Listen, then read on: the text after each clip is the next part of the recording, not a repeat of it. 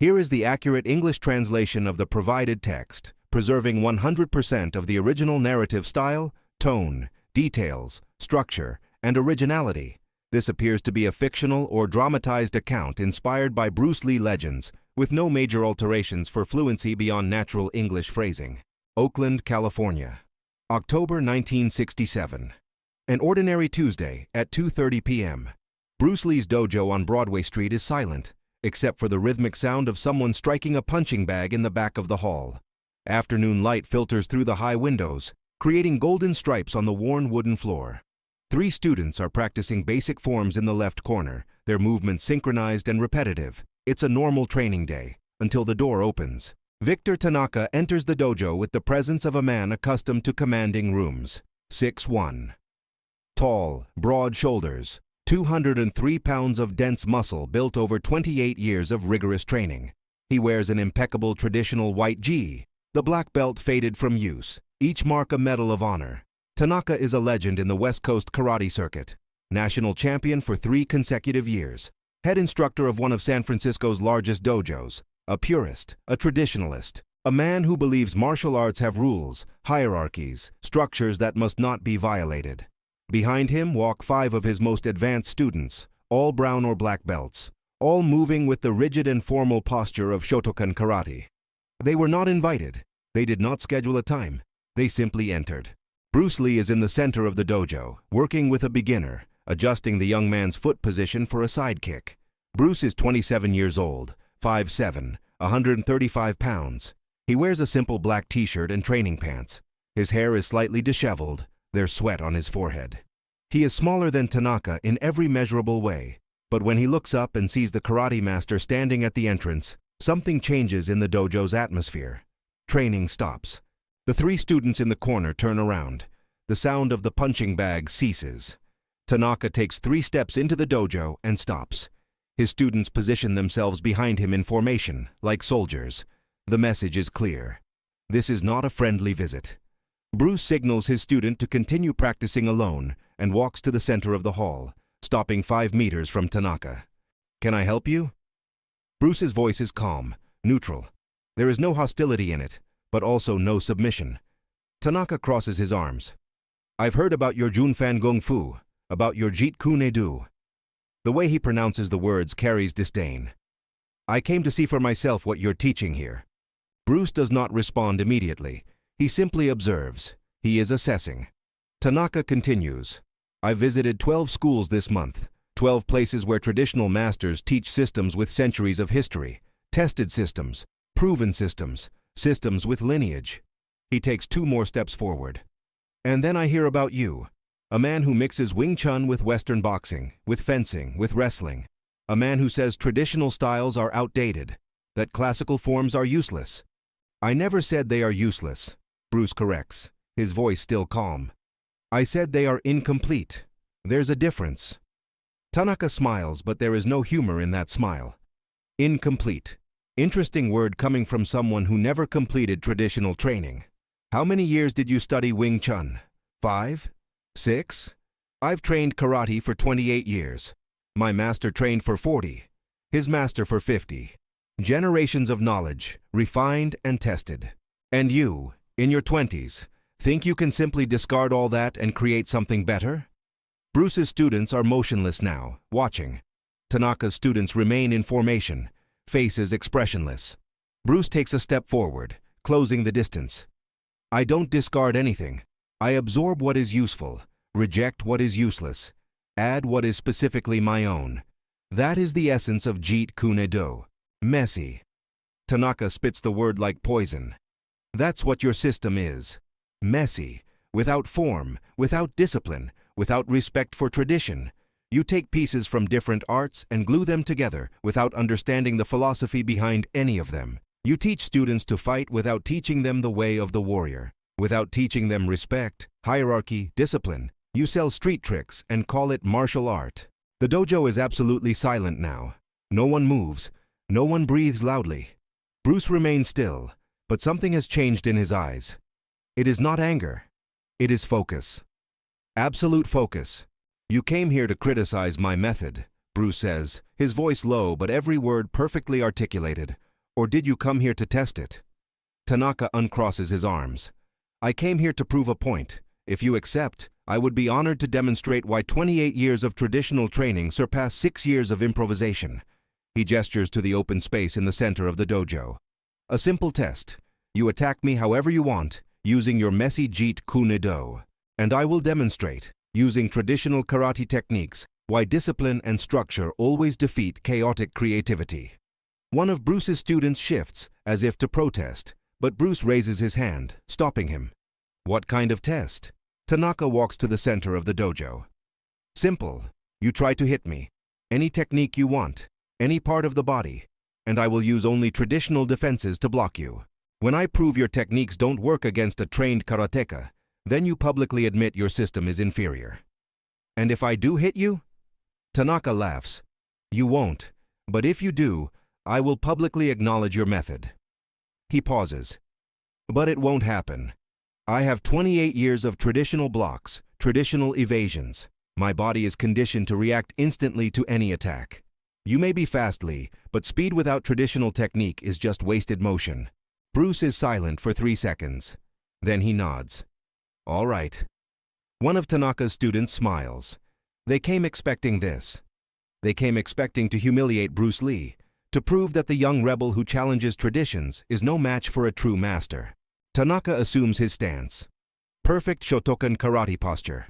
Left foot forward, weight distributed, hands positioned in middle guard, ready to block high or low. Every muscle is engaged but relaxed. This is a posture he has assumed tens of thousands of times. His body knows every variation, every possible adjustment. He can block punches, kicks, elbows, knees. He has trained against bigger, stronger, faster opponents. He is confident, completely confident. Bruce assumes no stance at all. He simply stands, arms relaxed at his sides, neutral posture. There is no visible tension, no obvious preparation. He seems almost disinterested. Tanaka frowns. You're not going to take a stance? Bruce shakes his head slightly. Why would I take a stance that telegraphs my intention? The response irritates Tanaka. More arrogance, more disrespect for traditional form. Silence. 5 seconds. 10 seconds. Bruce does not move. He is 3 meters from Tanaka, completely still, just observing, studying. Tanaka can see Bruce's eyes scanning his body, analyzing the posture, looking for something. But what? His posture is perfect. Textbook.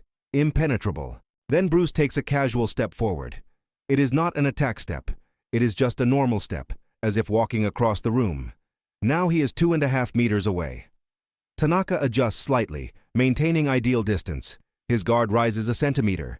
He is ready. Any movement now and he blocks. Bruce takes another step. 2 meters. Still no attack stance. Still no clenched fist. Still no visible tension. It is disconcerting. Tanaka has trained against thousands of opponents, and all of them assume some form of stance before attacking. All of them show some indicator. But Bruce seems to just be standing there, now 1.80 meters away. The students on both sides are frozen, watching. The tension is unbearable. When will Bruce attack? How will he attack? From what angle? Tanaka is prepared for everything. High punch, he blocks with Age Yuk. Middle punch, Chudan Yuk. Low punch, Geden Barai. Kick, he has 3 different blocks depending on height. He is ready. Then it happens. Bruce's right hand moves. There is no wind-up, no pullback, no visible hip rotation. His hand simply materializes out of nowhere, a blur crossing the space between them in impossible time. 1 second before it was at his side. Now it is inches from Tanaka's face. Tanaka reacts. His 28 years of training fire instantly. His left arm rises in a perfect Age Yuk, designed to deflect head punches. But Bruce's punch is not there. It is already gone. In a fraction of a second, while Tanaka's arm is still rising to block the phantom punch, Bruce's hand changes trajectory.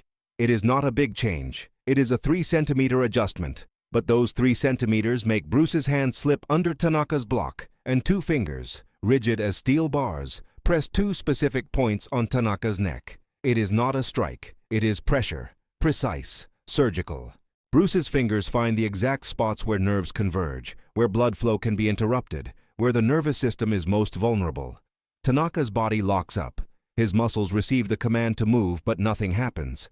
His arms, perfectly positioned for defense, freeze in the air. His legs, firmly planted in karate stance, do not respond. He is conscious. His brain is working. His eyes are open, seeing Bruce standing there, hands still touching his neck. But his body has simply stopped obeying. 4 seconds. That is all it took. 4 seconds from the moment Bruce's hand began to move until Tanaka was completely immobilized. Tanaka's students are dumbfounded. One of them steps forward, as if to intervene, but stops. What would they do? What did they just witness? Their master, the 3-time national champion, the man with 28 years of training, paralyzed by a technique they cannot comprehend. Bruce removes his fingers, slowly, carefully. He steps back. Tanaka remains frozen for another 3 seconds, then his body gradually returns to life. First the fingers, then the arms. His legs regain feeling. He staggers, his perfect posture crumbling as he struggles to stay upright. His students move to support him, but he raises his hand, stopping them. He takes a deep breath, forcing his body to stabilize. When Tanaka finally looks at Bruce, there is no more arrogance in his eyes. There is confusion. There is shock. And there is something else. Respect. Fear, perhaps. "What did you do?" His voice is hoarse. Bruce responds calmly. "You defended against the attack you expected. Traditional punches follow traditional paths. Your blocks were perfect for stopping them, but I did not throw a traditional punch. I found the shortest path between 2 points, the path your 28 years of training did not prepare you to defend, because your 28 years assume everyone fights within the same system." Tanaka shakes his head, still processing. "You paralyzed me. How?" "Pressure points, nerve interruption. This is not magic. It is anatomy. Your karate teaches blocking strikes, absorbing impact, counterattacking with power. Powerful, efficient, but inflexible. When I touched your neck, it was not to cause damage. It was to shut down communication between your brain and your muscles. Temporarily, your body is conditioned to respond to attacks of force, not to surgical precision." The dojo remains in absolute silence. Tanaka looks at his students, then back at Bruce. When he speaks again, his voice is lower, the arrogance completely gone. "You said your system is about absorbing what is useful.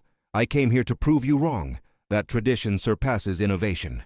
He pauses. "I was wrong." Bruce shakes his head. "You were not wrong.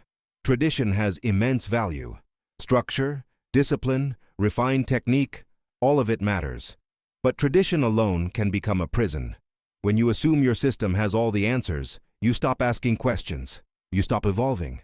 Your karate is powerful, Tanaka, but you came here expecting me to fight like a karateka. I did not fight. That was your weakness."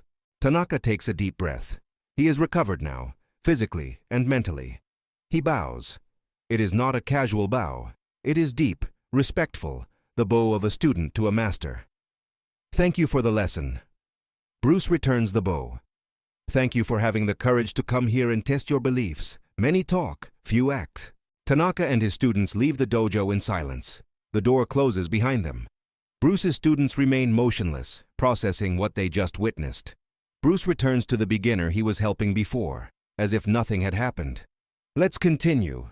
Your foot is still too turned in on the side kick." But something changed in the dojo that day. News spreads, quickly, through California's martial arts community. A karate master with 28 years of experience entered Bruce Lee's dojo to challenge him. 4 seconds later, he was paralyzed. Some call it exaggeration. Others, impossible. But those who were there know the truth. And Tanaka never again called Jeet Kune Do Messi.